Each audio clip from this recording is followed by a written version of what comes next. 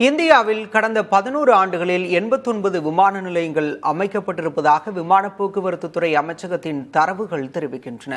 இவற்றின் நிலை குறித்து பிடி எக்ஸ்பிளைன்ஸ் தொகுப்பில் பார்க்கலாம்.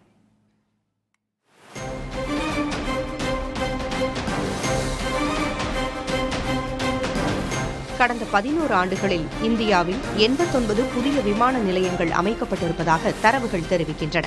அதாவது 45 நாட்களுக்கு ஒன்று என்ற விகிதத்தில் புதிய விமான நிலையங்கள் அமைக்கப்பட்டிருக்கின்றன. என்றாலும் எல்லா விமான நிலையங்களிலும் சீரான அளவிற்கு பயணிகள் வருவதில்லை என்று கூறப்படுகிறது.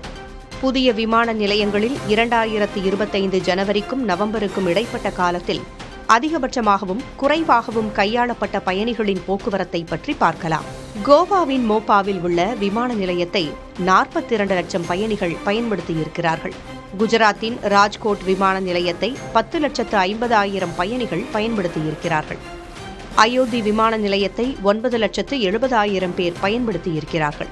இது ஒரு பக்கம் என்றால் 2025 ஒடிஷாவின் உத்கேலா விமான நிலையத்தை 3,962 பேர் மட்டும் பயன்படுத்தியிருக்கிறார்கள். அருணாச்சல பிரதேசத்தில் உள்ள பாசிகாட் விமான நிலையத்தின் நிலை இன்னும் மோசம்.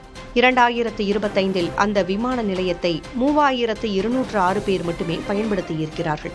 புதிய விமான நிலையங்களுக்குள் கடந்த ஆண்டின் 11 மாதங்களில் 1 லட்சத்திற்கும் குறைவான பயணிகள் பயன்படுத்திய விமான நிலையங்களின் எண்ணிக்கை 47.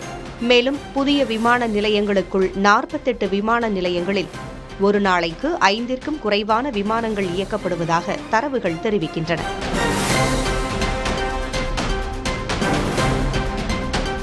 குறிப்பாக வட இந்தியாவில் புதிய விமான நிலையங்களை பயன்படுத்துவோர் எண்ணிக்கை குறைவாக இருப்பதாக கூறப்படுகிறது.